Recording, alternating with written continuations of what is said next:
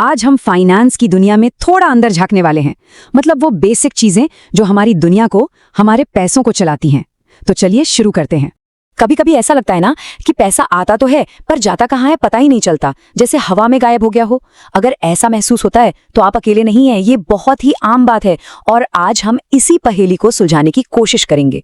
तो हमारा आज का सफर 4 हिस्सों में बटा है। सबसे पहले बात करेंगे अपनी कमाई और अपने क्रेडिट स्कोर की, फिर समझेंगे कि बैंक और ये ब्याज का खेल आखिर है क्या। इसके बाद हम जरा बड़े लेवल पर देखेंगे, मतलब अर्थव्यवस्था का हालचाल कैसा है, और आखिर में सबसे मजेदार चीज कि अपने पैसे को काम पर कैसे लगाया जाए।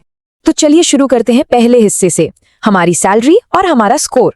हम ये समझने की कोशिश करेंगे कि जो पैसा हम कमाते हैं वो पूरा का पूरा हमारे पास क्यों नहीं आता, और वो एक छोटा सा नंबर कैसे हमारी पूरी फाइनेंशियल लाइफ को कंट्रोल कर सकता है।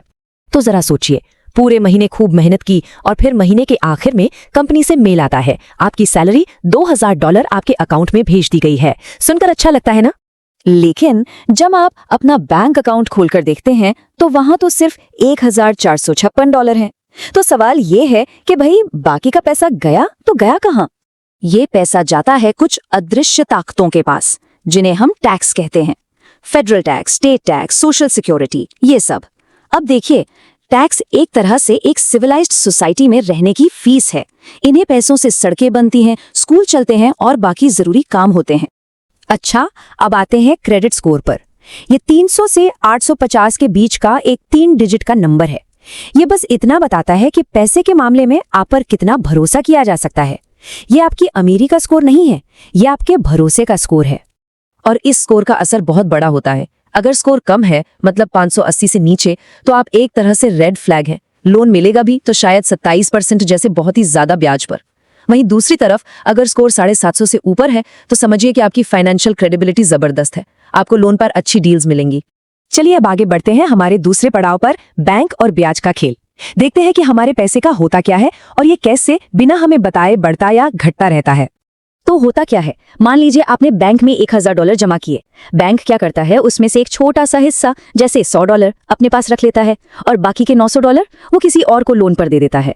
इसी को कहते हैं फ्रैक्शनल रिजर्व बैंकिंग। मतलब आपका पैसा लॉकर में पड़ा नहीं रहता, वो इकोनॉमी में घूमता रहता है।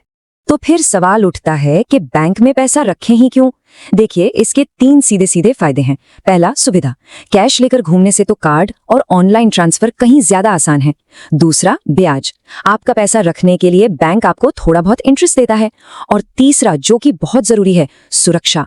आपका $2.5 लाख तक का अमाउंट सरकार की तरफ से इंश्योर्ड होता है। अब जरा ब्याज का दूसरा खतरनाक चेहरा देखते हैं। इंटरेस्ट यानी ब्याज एक धीमी आग की तरह है जो छोटी सी गलती को एक बड़ी फाइनेंशियल आग में बदल सकता है। सोचिए, क्रेडिट कार्ड का बिल थोड़ा सा लेट हुआ और आपका $12 का बरीटो इंटरेस्ट लग कर $50 का सिरदर्द बन जाता है। लेकिन इसी सिक्के का दूसरा पहलू भी है जो बहुत पावरफुल है। अगर आप ब्याज ले नहीं बल्कि कमा रहे हैं तो ये आपका सबसे वफादार कर्मचारी बन जाता है। एक ऐसा कर्मचारी जो 24/7 बिना छुट्टी लिए, बिना सैलरी के आपके लिए काम करता है। यही है कंपाउंडिंग की ताकत। ठीक है, तो अब तक हमने पर्सनल फाइनेंस की बात की। अब जरा जूम आउट करते हैं और पूरी इकोनॉमी के मौसम का हाल जानते हैं। मतलब हम बात करेंगे महंगाई और मंदी जैसी बड़ी चीजों की जो हम सब पर असर डालती हैं। तो इन्फ्लेशन यानी महंगाई, इसका सीधा सा मतलब है पैसे की वैल्यू का धीरे धीरे कम होना। आपके पास जो $100 का नोट है वो कल भी 100 का था, आज भी 100 का है, लेकिन आज आप उस नोट से कल के मुकाबले कम चीजें खरीद सकते हैं। ये वैसा ही है जैसे चिप्स का पैकेट तो उतना ही बड़ा है पर अंदर चिप्स कम और हवा ज्यादा है। ये चार्ट देखिए, ये कहानी और भी साफ कर देता है। मान लीजिए 1996 में $20 में पूरी शॉपिंग कार्ट भर जाती थी। 2016 तक आते आते उतने ही पैसों में आधी बास्केट भरने लगी और आगे चलकर शायद कुछ ही चीजें हाथ में आएंगी। यही है महंगाई का असर। पूरी इकोनॉमी को एक बड़ी पार्टी की तरह इमेजिन कीजिए। जब बूम का दौर होता है, मतलब इकोनॉमी अच्छी चल रही है, तो पार्टी जोरों पर है। सब डांस कर रहे हैं, पैसे खर्च कर रहे हैं, नौकरियां मिल रही हैं, माहौल एकदम बढ़िया है। लेकिन फिर आता है बस्ट का दौर यानी मंदी। अचानक म्यूजिक बंद हो जाता है, लोगों की नौकरियां जाने लगती हैं और सब लोग खर्च करना कम कर देते हैं, सिर्फ जरूरी चीजों पर ही फोकस करते हैं। ये दौर मुश्किल होता है। एक तरह का रीसेट बटन दब जाता है, सब कुछ साफ होता है और फिर धीरे धीरे म्यूजिक दोबारा शुरू होता है। ये एक साइकिल है, तेजी के बाद मंदी और मंदी के बाद फिर से तेजी। चलिए अब आते हैं सबसे जरूरी हिस्से पर, अपने पैसे को अपने लिए काम पर कैसे लगाया जाए। यहाँ हम बात करेंगे इन्वेस्टिंग, वैल्यू और टाइम की। ये वो चीजें हैं जो एक बेहतर फाइनेंशियल फ्यूचर बनाने में मदद करती हैं। तो इन्वेस्टिंग का सीधा सा मतलब है कि आपका पैसा सिर्फ पड़ा हुआ नहीं है, वो आपके लिए और पैसा बना रहा है। इसके कई तरीके हैं। आप स्टॉक्स खरीद सकते हैं, मतलब किसी कंपनी में छोटी सी हिस्सेदारी, या बॉन्ड्स खरीद सकते हैं जो कि एक तरह का लोन है जो आप सरकार या कंपनी को देते हैं। फंड्स भी होते हैं जो इन सब का एक बना बनाया बास्केट होते हैं, या फिर रियल एस्टेट में भी पैसा लगा सकते हैं।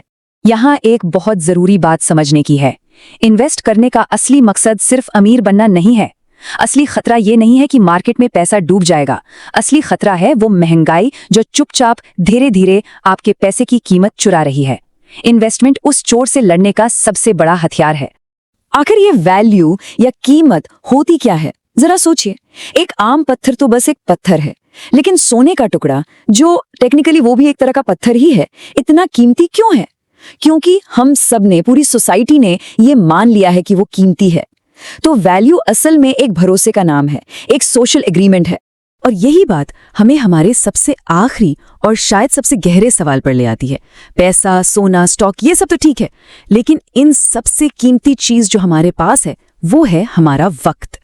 तो असली सवाल ये है कि हम अपनी इस सबसे बड़ी दौलत को, यानी अपने वक्त को, कहाँ इन्वेस्ट कर रहे हैं।